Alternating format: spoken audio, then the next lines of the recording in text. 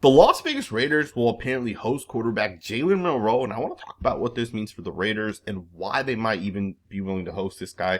Plus, Pete Carroll, John Spytek gave us a ton of interesting information today. Some of what they think about Geno Smith, part of how the Raiders can build for the future. I want to get into all this. A lot of really, really good information that's kind of coming out. Let's get right into this, man. So the Raiders are hosting quarterback Jalen Milroe for a private visit, or they will host. Tristan Kuhn is putting it out there. To me, this is a very, very interesting report because Jalen Milroe is a guy that I personally really, really, really like. I think Jalen Milroe has so much upside. He has so much potential. And when I watched this guy early on in the process, I loved his tape. And not for what it was today, but for what he could eventually turn into. The traits, like you saw the explosive ability that this guy had really, really early on. Pretty much from the first 2 to 3 weeks of this past season, you saw it with Jalen Milroe. He did struggle as the season kind of came to an end. And I do think part of why his stock is no longer top 5, top 10 pick is because of the fact that he did not finish the season strong. But Jalen Milroe, to me, is a phenomenal quarterback prospect.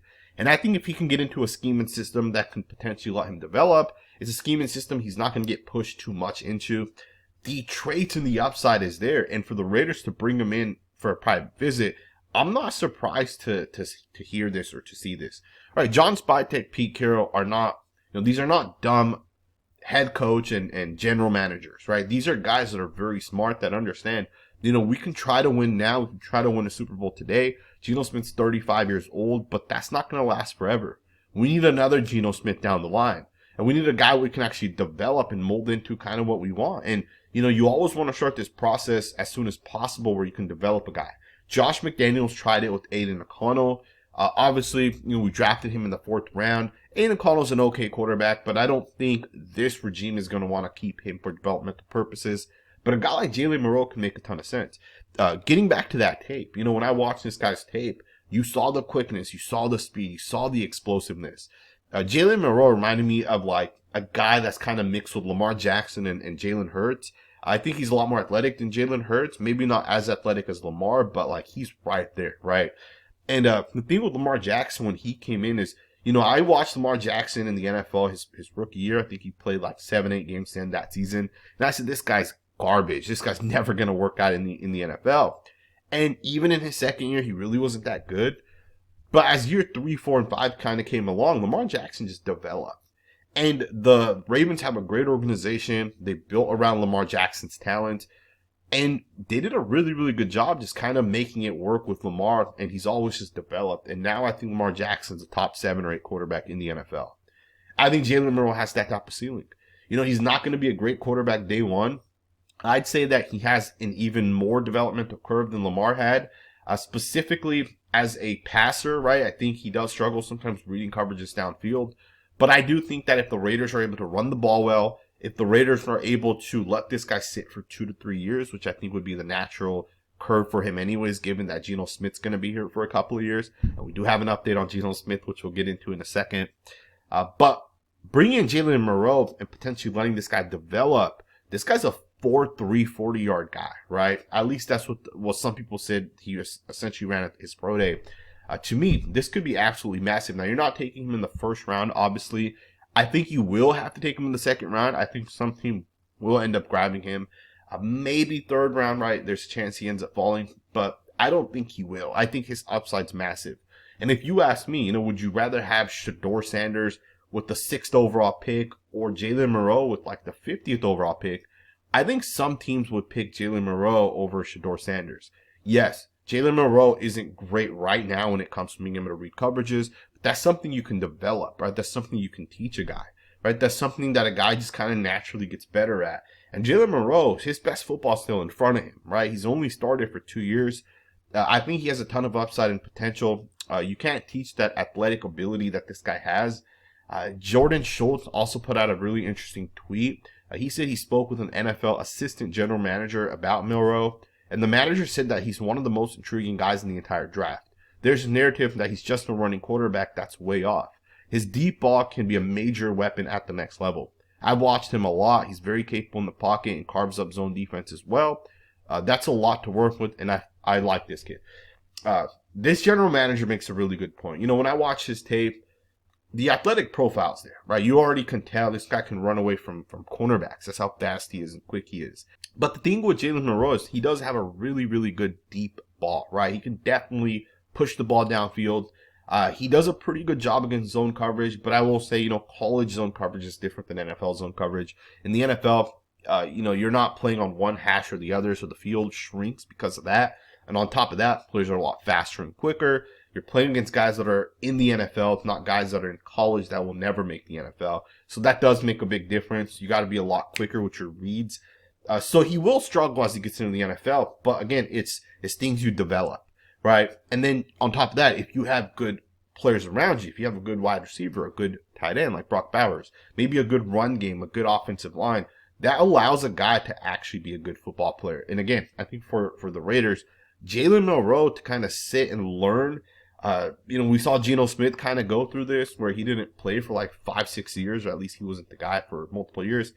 But he developed. He became a good football player. And I think with a guy like Milroe, that's the type of upside that he could have, right? It's kind of like that Geno Smith curve. And then, of course, we've also seen Pete Carroll kind of do this, right? And with that, I also want to share with you guys some of what Pete Carroll said talking about Geno Smith, because it's the first time we've actually heard Pete Carroll essentially talk about Geno. Pete Carroll was obviously at the coaches' annual meeting today, right? Yesterday as well. I think it'll go on tomorrow as well. I want you guys to listen to this, and then we'll talk about this on the other side. It's really important to me because I know what we can count on. We have a guy that's such a great worker. He's grown so much through his career, been through so much and overcome so much. I love the way he approaches the game. He's serious, he's competitive, works his tail off. He's a great leader in that regard. He leads the guys by the way he takes the game, and man, he's talented, really talented. And so I think the Geno story is worth mentioning. The guy sat for almost 6 years, and in that time, one, he didn't get the wear and the tear, so that's why he moves so well. He runs really well still. But he took to the game in a manner that was really very impressive. He was able to, one day after another, take it like the very next play on point. And I watched him for the 4 straight years when he wasn't playing, just never missed that opportunity to be focused in that manner. It was just ridiculously impressive. So anyway, when he finally played, look what he's done. He's had 3 winning seasons, and he's a tremendous completion guy. He's durable, he's tough. So we're really, really fortunate. So it is interesting to me that Pete Carroll says that he basically stayed in communication with Geno Smith. We don't know what that really means, right? But he obviously stayed in constant communication.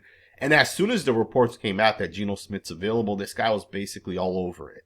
And then, of course, he also says that Spytek basically made it happen right away, right? He pulled it off. And they also didn't give up a whole lot, right? The pick we gave up was the 92nd pick, which is a late 3rd round. Very, very, very late 3rd round pick. So for the Raiders, it's a massive win, right? You get your quarterback of the future. You get a guy that Pete Carroll's obviously very excited to continue to work with. And remember, this guy had his most success, obviously, under Pete Carroll's scheme and system. So I love the fact that the Raiders are obviously going to end up keeping him. And then, of course, with the contract extension, they are working on that, right? General manager John Spytek didn't get into the details, but he did say that he's confident something will get done with Geno Smith soon. Pete Carroll also said we're working on it, right? So, if you think about what the Raiders are kind of doing right now with the quarterback position, I'm pretty sure they're looking to keep Geno Smith for about 3 years, right? Maybe extend him 2 years, maybe give him another option down the line, right? So keep in mind, Geno Smith's under contract this year. You extend him 2 years, that's 3 total years for Geno Smith. And then maybe that 4th year is like a Raiders team option if they want to kind of keep him, right? They're obviously working on it, and they're going to figure it out at some point, but the Raiders are obviously going to get him extended. Some people have also speculated there's a chance that the Raiders are doing this just for the purposes of, hey, we want a team to think that the Raiders won't be able to get a contract done with Geno Smith, so let's jump the Raiders because we don't want them taking Shedeur Sanders, which could allow the Raiders to get a better player, right?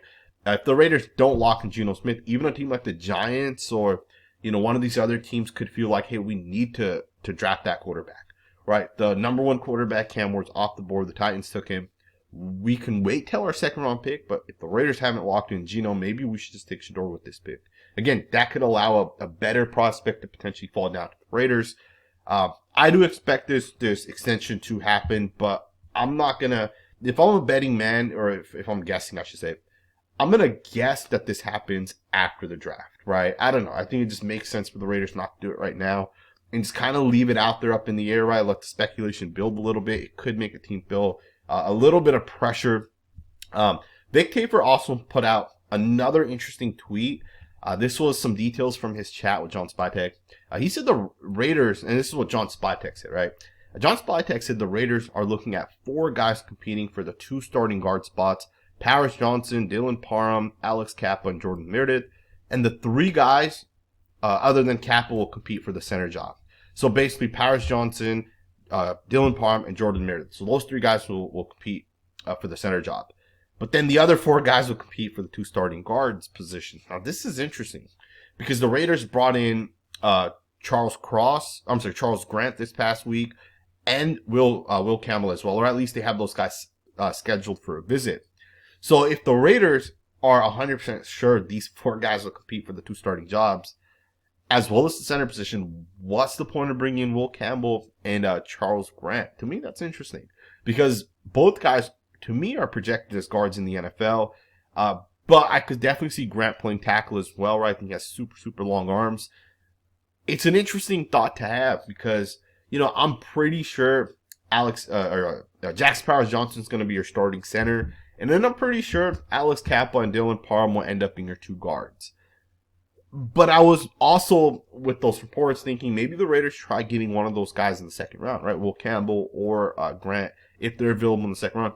Maybe the Raiders want one of those guys to play guard. And if you get a guard in the second round, generally speaking, they're going to be all pro caliber players, which I think both Grant and Will Campbell will be. To me, it's interesting, right? Because I'm not 100% sure if the Raiders go in with Parham and Kappa and Meredith as your 3 options at the guard positions. I'm not sure if the Raiders will have a top 15 offensive line, right? I just don't have faith in those guys. Now, Alex Kappa is kind of the unknown factor, right? I watched this tape. He has moments, especially in the past pre-injury, where he looked good. But post-injury, he hasn't looked the same, right? To me, Alex Kappa kind of gets bullied out there a little bit. Stronger guys are pushing him back, throwing him to the side. Dylan Parham, he's had moments where he's good, but he just hasn't been consistent. He's also been hurt. Jordan Meredith, he's okay against like 80% of the defensive tackles out there. But the top 20%, Meredith gets his ass kicked, right? So, I'm not super comfortable with where the Raiders' offensive line is right now, but I do understand that, John Spytek also doesn't want to kind of give it away, right? He doesn't want to give away, hey, we're taking player X or player Y or player Z. So that's definitely understandable either. But I would wish that the Raiders would just announce Paris Johnson as their starting center. I don't see why you wouldn't do that and then say the other 3 guys are competing for the guard positions. Paris Johnson is one of the top 2 or 3 centers in the NFL already, in my opinion, right? Based off of watching tape. He's going to be the best center by the end of next season. And to me, it doesn't make sense to put him at guard. Guards are very, very easy to find as long as you make the investment in them. Centers, you can find good centers, but you don't find elite centers that often. And Paris Johnson is an elite center, right? There's probably only one other guy right now, and that's going to be Creed Humphrey of the Chiefs. That's close to Paris Johnson as a center prospect. These guys flat out lay people out, right? You don't get that from most centers.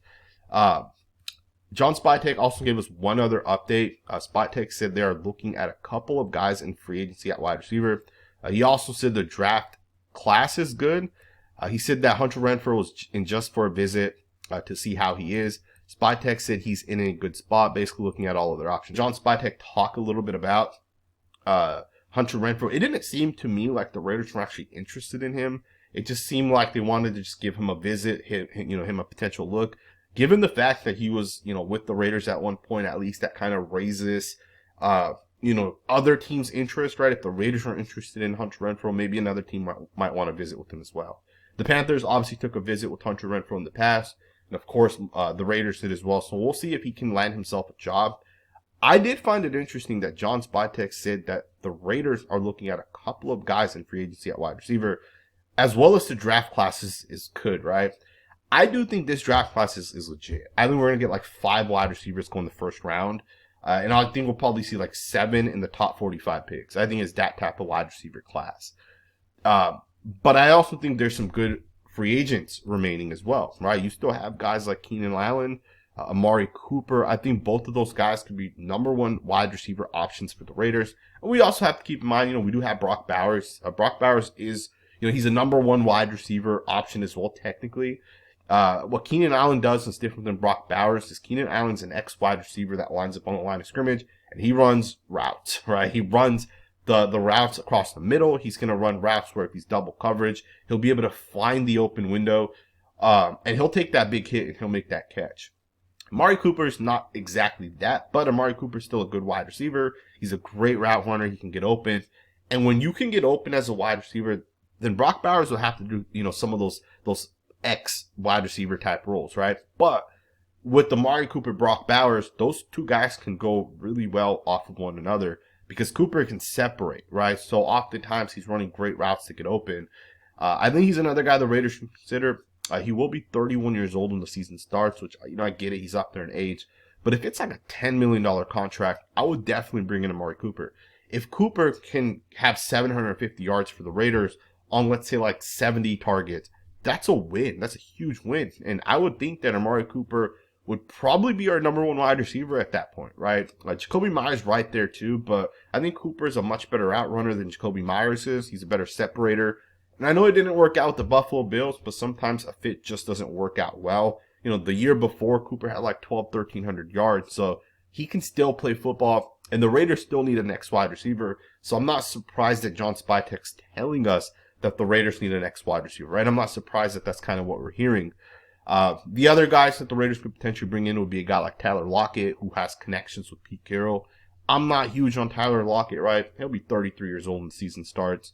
I'm not huge on him. Deontay Johnson, I always feel, has been kind of a little overrated. Robert Woods is legit, but again, 33 years old. Some of these wide receivers, I think for the Raiders wouldn't make sense. Bring in Amari Cooper, man. 2-year contract. First year, fully guarantee it. The second year, make it a Raiders team option. If he doesn't do well, cut him after the year.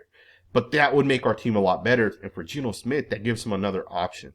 And you also don't feel like, hey, when the draft comes around, we're obligated to draft the wide receiver high, right? Like, Petro McMillan, if you think he's worth like pick 25, you don't have to take him with pick 6 because of the fact that you might feel like, hey, we don't have those wide receiver options for Geno Smith.